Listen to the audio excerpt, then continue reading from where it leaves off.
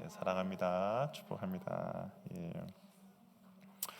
우리 24장에 이어서 25장도 이제 바울이 재판을 받는 장면입니다. 그런데 24장과 25장에 재판장이 바뀌었어요.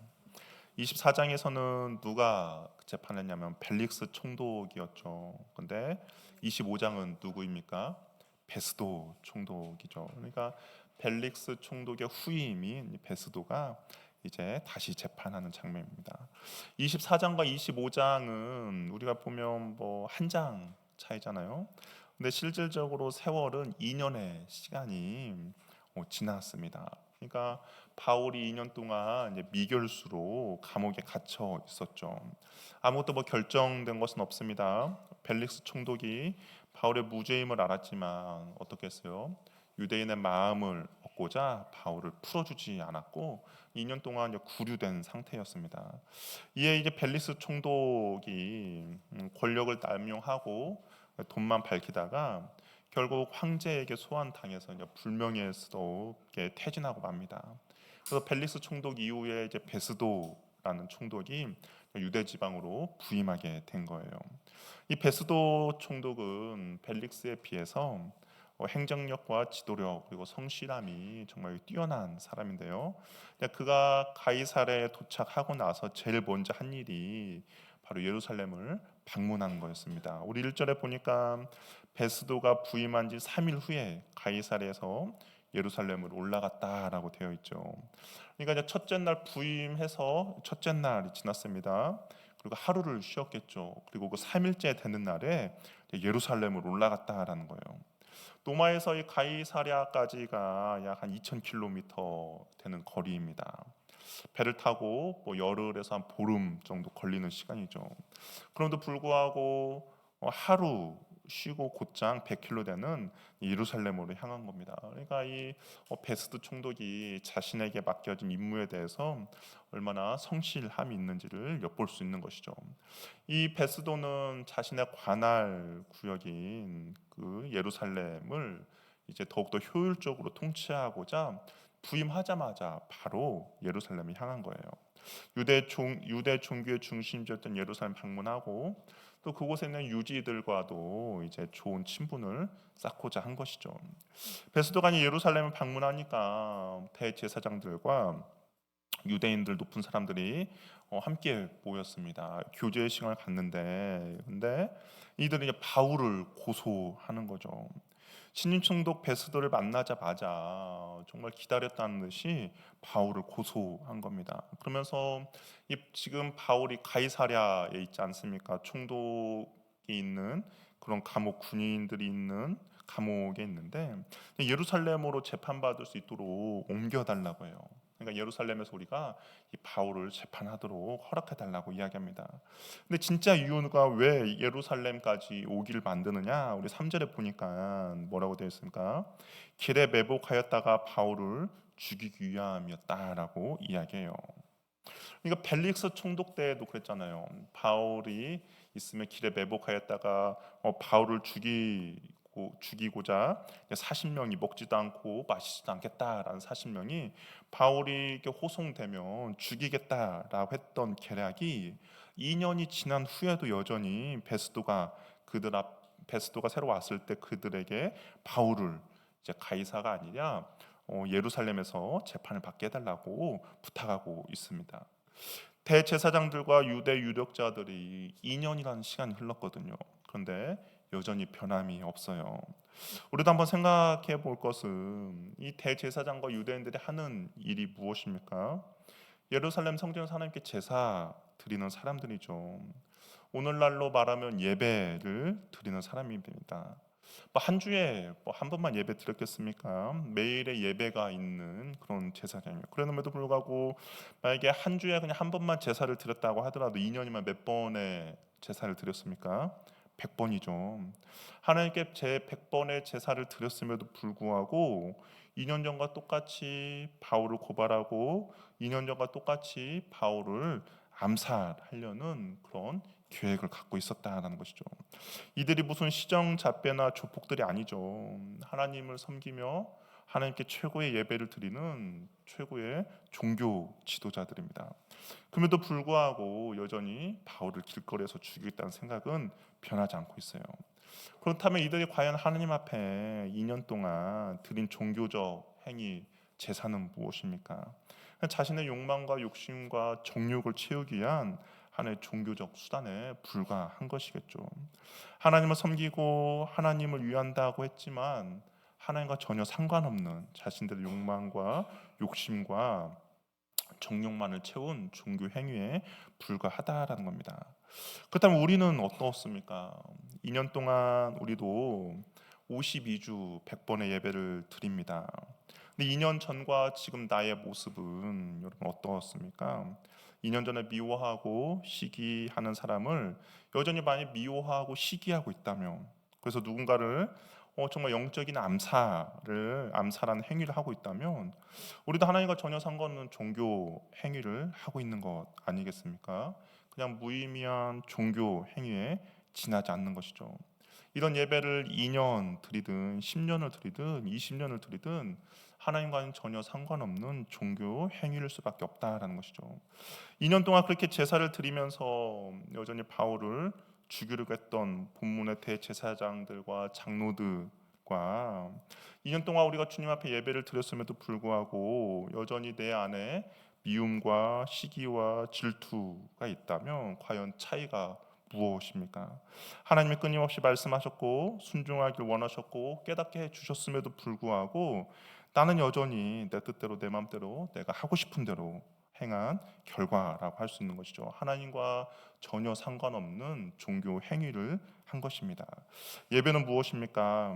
하나님 앞에 내 자신을 내려놓고 반응하는 시간이죠. 철저히 자기 부인의 시간이며 내 고집과 욕심과 정욕을 꺾는 시간입니다. 그럴 때 그럴 때 우리의 심령은 하나님의 말씀으로, 하나님의 생명으로, 하나님의 사랑으로, 하나님의 능력으로 충만하게 되고 하나님에 의해서 우리의 삶이 변화되어서 세상에서 정말 그리스도인답게 하나님의 자녀답게 살아가는 힘을 얻게 되는 것이죠. 습관과 종교적으로 예배 드리는 예배가 아니라 정말 날마다 신령과 진정으로 하나님께 예배드려서 우리의 삶이 날마다 변화되는 은혜가 있기를 바랍니다. 하나님의 사랑, 이웃 사랑을 온전히 이루어가는 은혜가 저와 여러분에게 있기를 바랍니다. 근데 이 종교 지도자들은 전혀 변함이 없었죠. 베스도가 예루살렘에서 이제 8에서 10일도록 머물렀다가 가이사로 돌아가요. 그러니까 그들의 그 제안을 베스도가 거절한 겁니다. 그래서 이제 자신이 가이사를 가니까 그때 함께 가서 혹시 무슨 잘못이 있는지를 다시 한번 재판을 이제 하자라고 이야기를 하고 있는 것이죠. 그런데 유대인들이 아무리 고발을 해도 바울에게는 뚜렷한 증거를 제시하지 못하고 있어요. 바울이 로마의 법이나 유대인의 종교법을 어긴 적이 없기 때문입니다. 그러면서 이제 베스도가 말할 기회를 바울에게 허락해 줘요. 그래서 바울이 8절에 뭐라고 이야기합니까? 율법이나 성전이나 가이사에게 도무지 죄를 범하지 않았다라고 이야기합니다. 이 바울의 단호함에 베스도가 어떻습니까? 고민에 빠지죠. 증거는 없어요.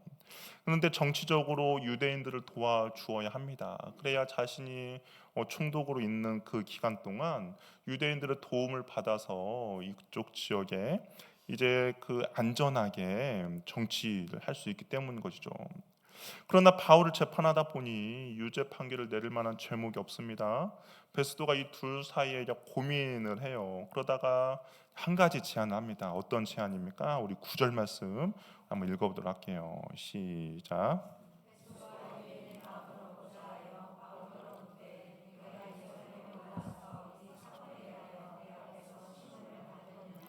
베스도가 그 바울을 무죄를 줄 것인가 유죄를 줄 것인가의 갈등 가운데 유죄를 줄 수가 없는 거예요. 그래서 한 가지 제안이, 그러면 유대 대제사장들과 그 종교 지도자들이 예루살렘에서 재판을 열어달라는 것을 이제 바울에게 제안을 합니다. 너가 예루살렘 가서 재판을 받을 것인가? 예루살렘의 재판을 받는 이 베스도 입장에서도 최선의 그런 선택이죠. 지금 바로 유죄를 내릴 수는 없지만 유대인들의 부탁으로 예루살렘 재판을 받게 해주는 겁니다. 그러니까 유대인들의 그 부탁을 받아주는 거죠. 그런데 베스도는 왜 유대인들이 예루살렘에서 재판을 받게 해달라고 하는가에 대해 정확한 의도는 알지 못한 상태지만 그래도 그들의 부탁에 베스도가 제안을 한 것이죠. 그런데 바울은 어떻습니까? 단호하게 베스도의 요청을 거절합니다. 10절에 보니까 나는 예루살렘에서 재판받기를 원치 않고 가이사에게 재판받기를 원한다라고 이야기해요. 노마 시민권자였던 바울이 노마 황제의 권한이 위임되어 있는 총독의 법정에서 노마 황제에게 상소를 한 겁니다. 그러니까 어떤 일이 벌어집니까? 우리 12절 말씀 한번 읽어보도록 할게요. 읽겠습니다. 시작.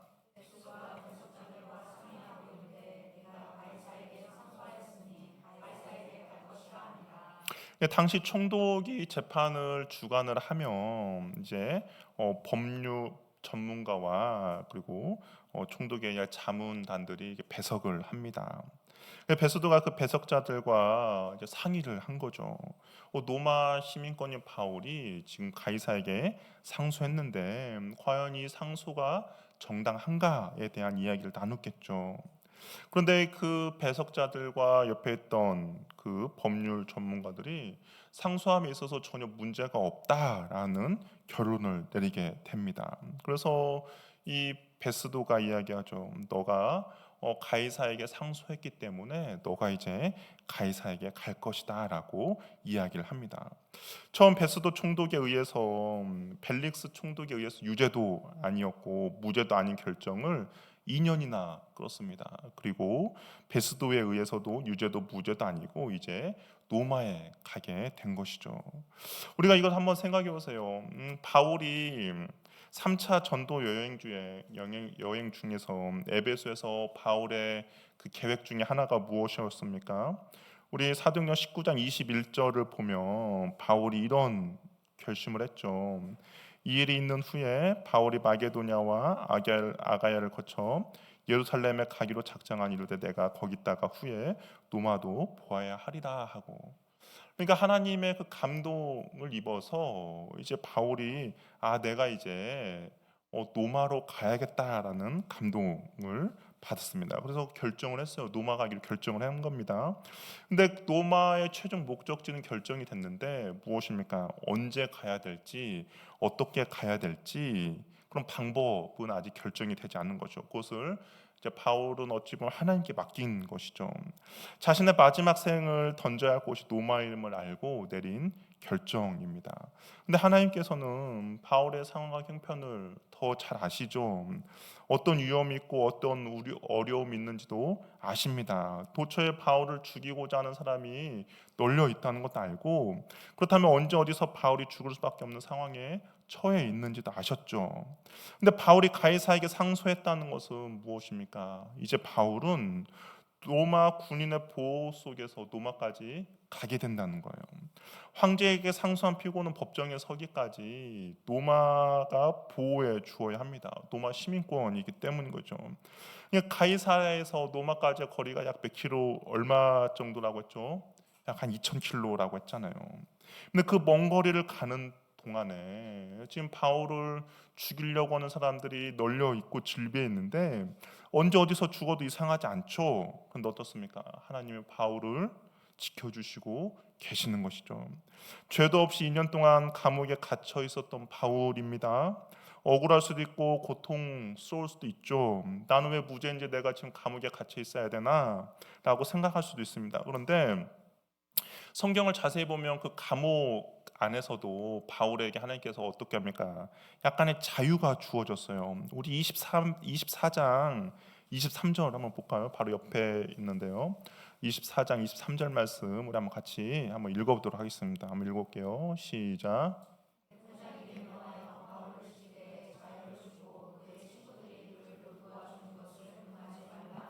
지금 바울이 감옥에 갇혀 있습니다. 그런데 바울 감옥에 갇혔는데 어떻게 해요? 어떤 명령이 있습니까?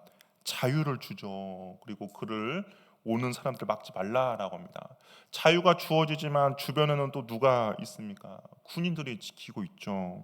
그러니까 2년 동안 보세요. 2년 동안 바울을 죽이기 위해서 먹지도 않고 마시지도 않겠다는 사람 40명이 바울 주변에 질비했어요. 바울이 나오기만 하면 언제든지 길거리에서 바울을 죽일 계획을 세우고 있는 사람도 있습니다.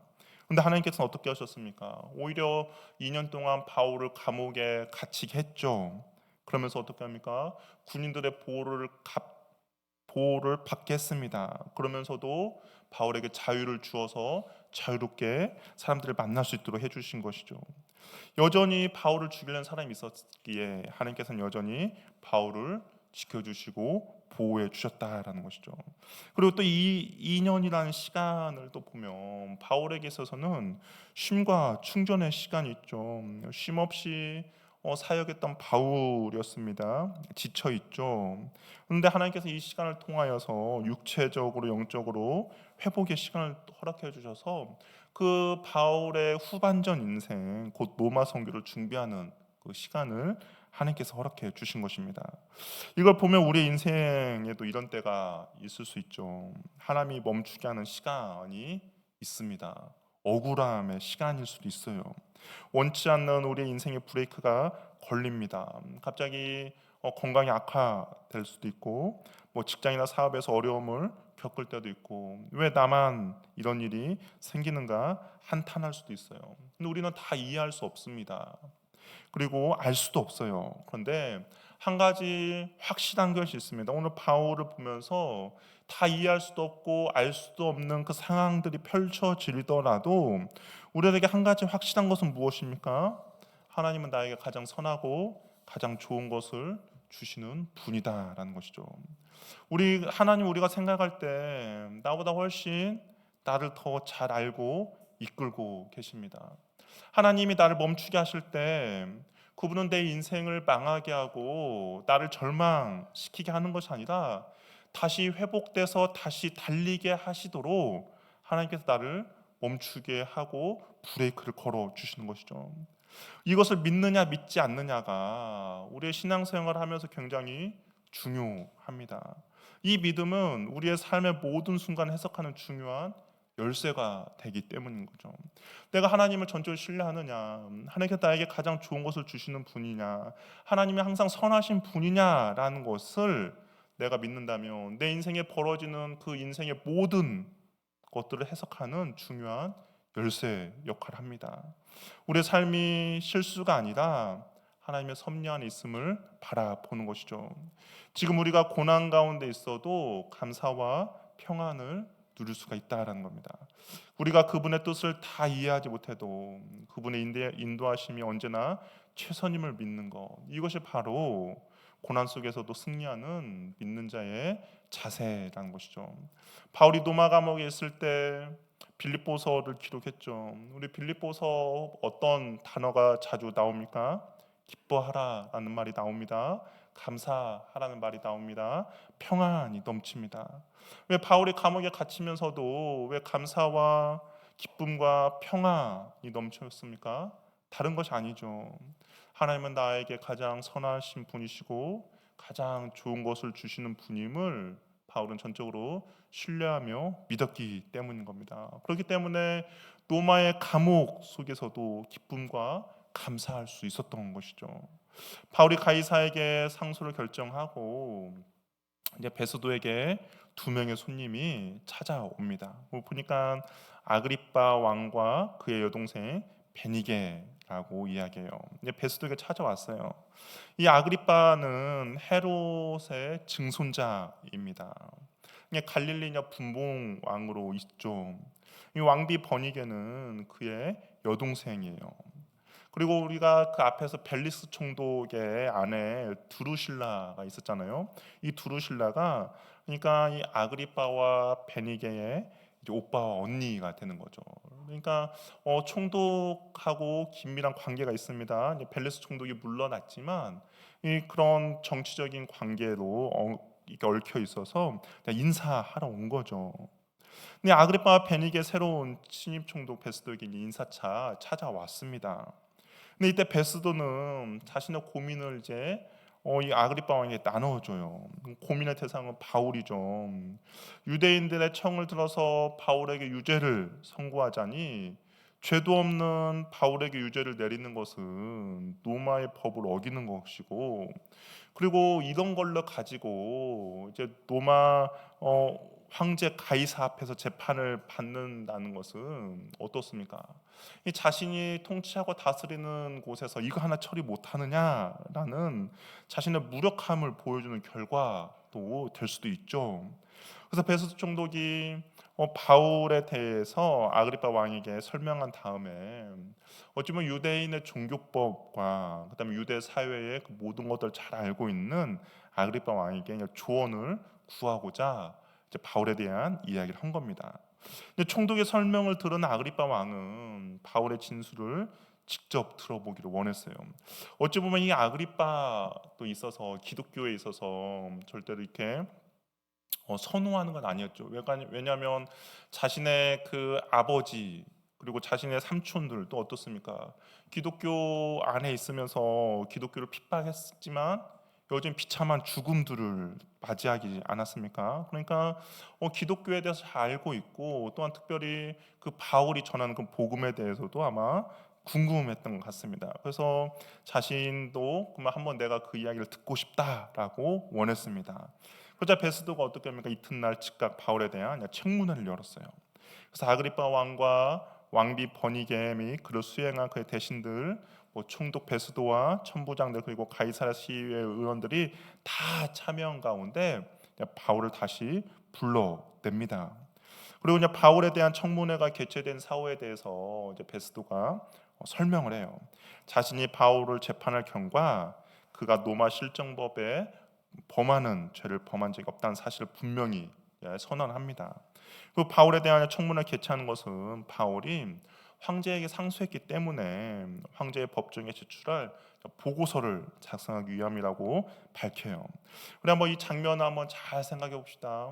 옆에 이제 아그리빠와 버니게와 그 주변에 이제 그 상류층들, 이게 로마에서 또 유대교에서 좀 힘 좀 주는 모든 사람들이 그 법정에 다 몰려 있죠. 그리고 바울 한 사람을 이제 불렀습니다. 이 바울의 몰골은 좀 말도 아닐 거예요. 특별히 우리 23절 한번 볼까요? 과연 어떻게 왔는지 우리 한번 23절 한번 읽어보도록 하겠습니다. 한번 읽어볼게요. 시작.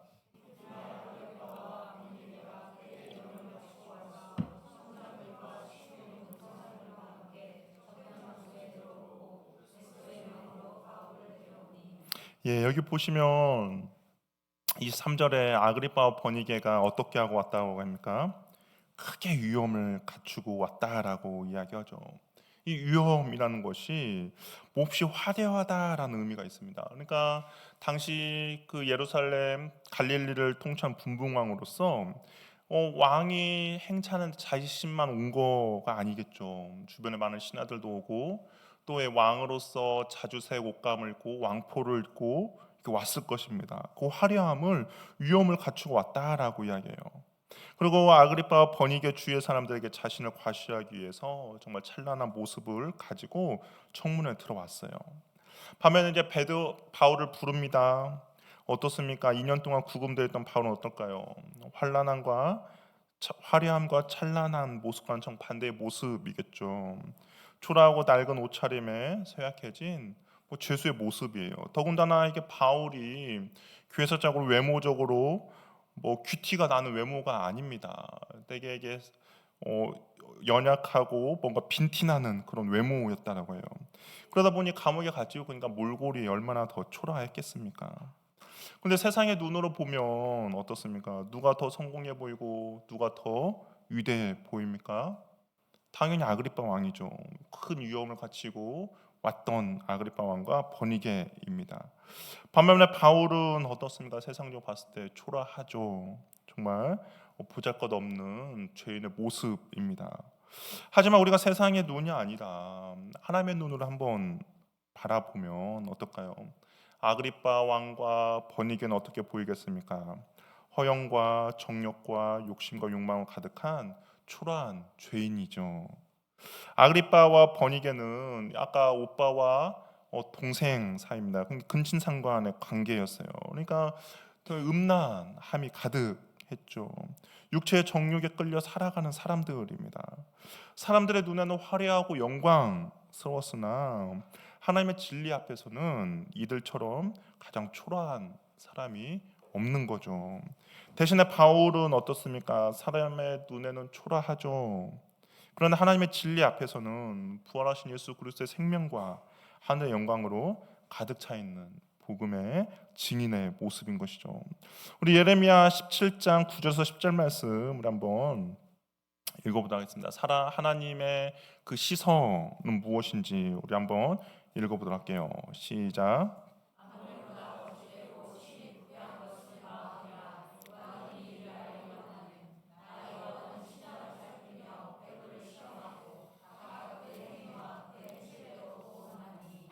우리 인간들은 겉에 보이는 거, 눈에 보이는 것을 보고 저 사람이 어떤 사람인지를 평가합니다. 그런데 하나님의 시선은 그렇지 않다라는 거예요.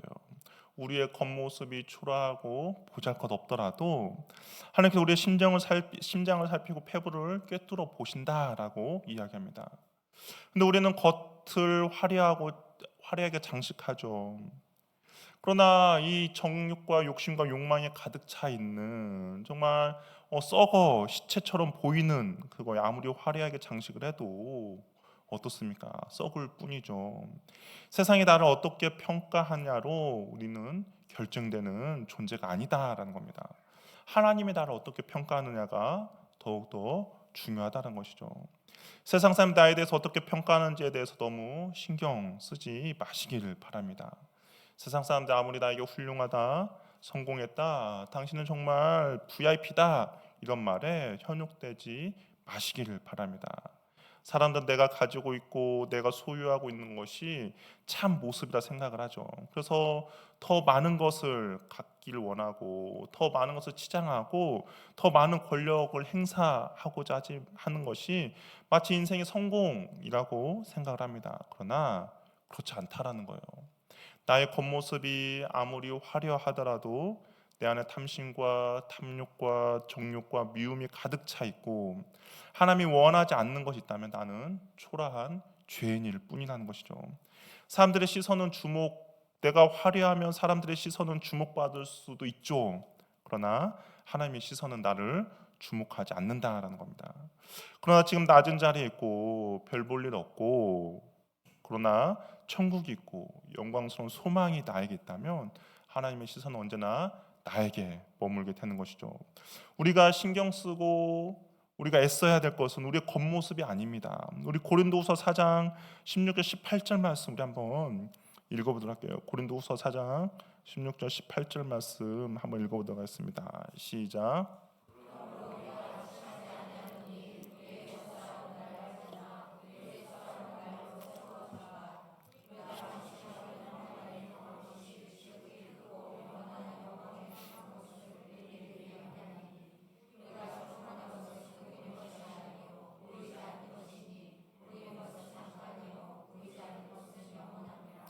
바울이 이런 고백을 한 거예요. 우리의 겉사람은 날로 낡아집니다. 쇠퇴합니다.